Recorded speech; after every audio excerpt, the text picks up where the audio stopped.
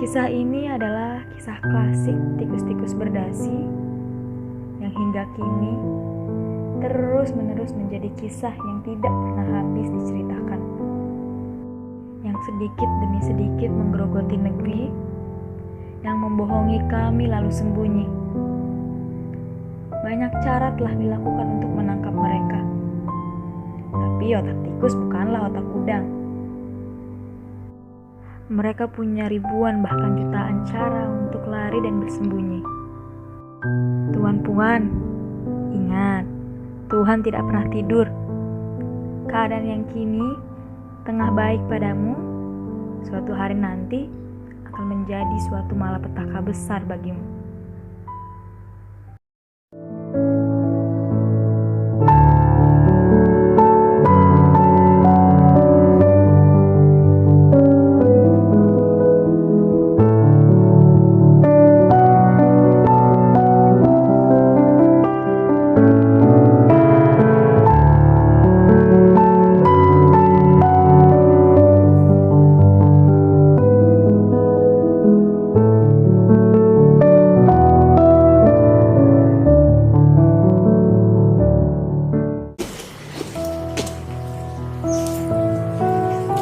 Subur dan kaya adalah dua kata yang sangat melekat pada negara kita.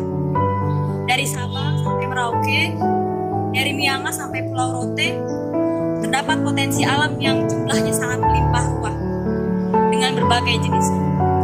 Mulai dari bahan tambang seperti minyak bumi, batu bara, emas, dan lain sebagainya. Kemudian ada padi, kelapa sawit, berbagai jenis kayu dan rotan, dan masih banyak lagi. Seharusnya kekayaan yang dimiliki oleh negara kita dapat mensejahterakan dan memakmurkan rakyatnya, bukan?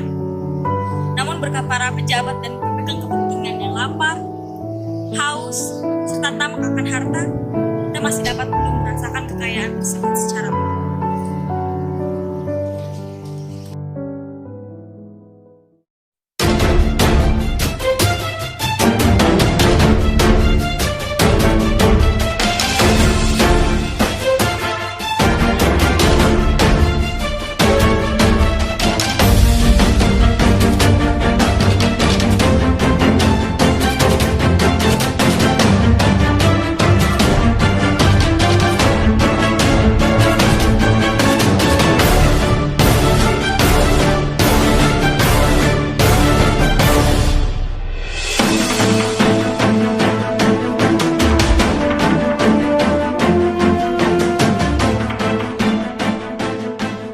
Berita mengenai kasus korupsi yang merajalela sudah biasa menjadi santapan masyarakat Indonesia dalam kesehariannya.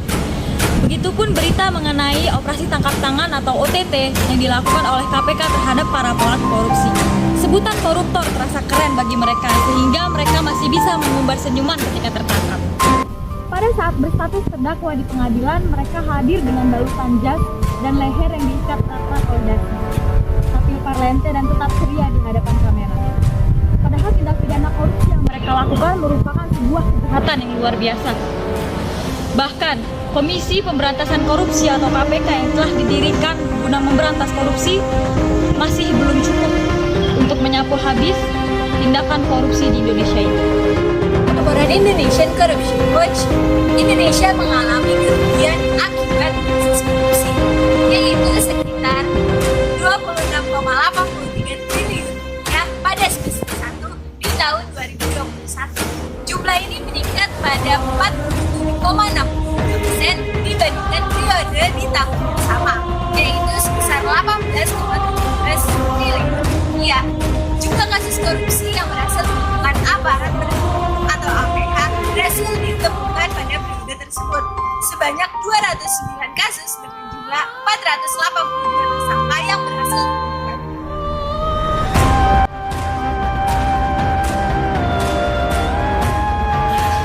Negara Indonesia merupakan negara yang berbudaya dan bernilai luhur yang dilandasi dengan nilai Pancasila. Pada hakikatnya, Pancasila merupakan sumber dari segala sumber hukum atau sumber tertib hukum. Pancasila bertujuan sebagai arah semua aktivitas hidup dan kehidupan dalam segala bidang. Namun Pancasila yang seharusnya dijunjung tinggi oleh masyarakat Indonesia kini terlupakan. Sejumlah warga beranggapan bahwa Pancasila hanya sebuah slogan dan belum diterapkan di dalam kehidupan masing-masing. Salah satu kasus krusial di Indonesia yang mencerminkan belum terlaksananya etika dalam kehidupan berbangsa dan bernegara, terutama di kalangan pejabat untuk perilaku korupsi. Perilaku para pemegang kekuasaan itu tentu sangat buruk dengan apa yang juga dilakukan oleh para pemegang bangsa. Lebih mirisnya lagi, para pelaku korupsi di Indonesia pada umumnya tidak jera dan cenderung ingin melakukan tindak pidana korupsinya kembali.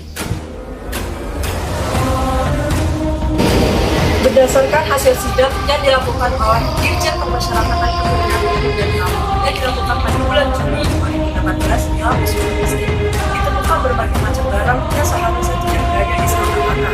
Barang-barang tersebut diantaranya seperti TV, AC, microwave, lemari pendingin, dan sejumlah uang. Bahkan, para terpidana dapat mengubah suasana sel pribadi mereka. Hal seperti itulah yang membuat para terpidana korupsi tidak jera di karena mereka masih bisa menikmati fasilitas mewah jika sedang masa tahanan.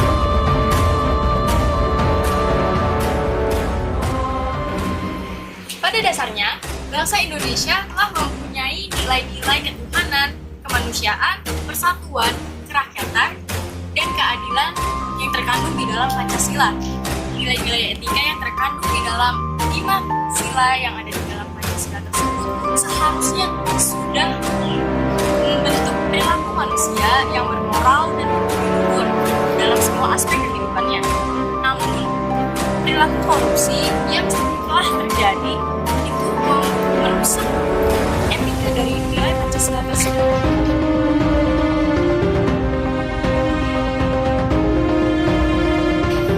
Korupsi telah mengurangi hak asasi yang seharusnya didapatkan oleh setiap masyarakat.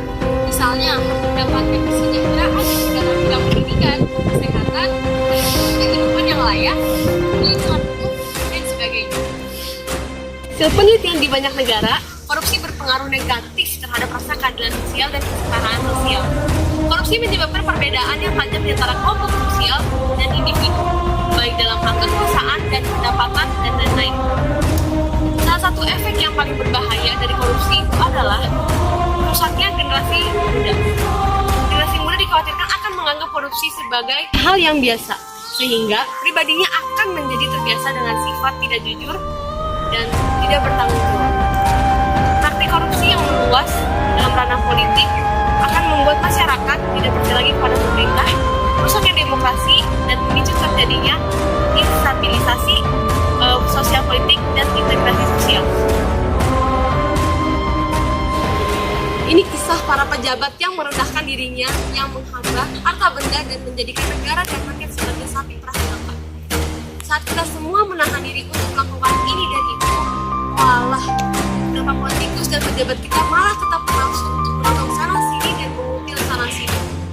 Saat kita semua bertahan di tengah badai kesulitan mencari sesuatu nasi untuk menyambung asap, para politikus dan pejabat nakal itu tetap berakrobat dengan anggaran. Entah berapa ratus ribu orang yang sudah di PHK, usahanya bangkrut dan penghasilannya merosot. Tapi hal itu tidak mengurangi nafsu para pejabat yang tidak punya harga diri. Mereka memakai uangnya untuk belanja barang-barang mewah, persis ketika kebanyakan dari kita sedang mati-matian bertahan untuk kehidupan ini. Jangan diberi kekhususan dan memberikan hukuman. Perampok rakyat tak pantas mendapatkan kelonggaran. Mestinya mereka di tempat yang sama dengan para penjahat, makan kambing yang sama dengan para mata ayam. Pengistimewaan napi koruptor pantas membuat rakyat naik hutang. Ini sangat menghina akal sehat dan penjara malah menjadi sangat baik. Jangan biarkan koruptor berkacak pinggang dengan pongah, membuat hukuman seperti tak lagi mempunyai kehormatan di negeri ini.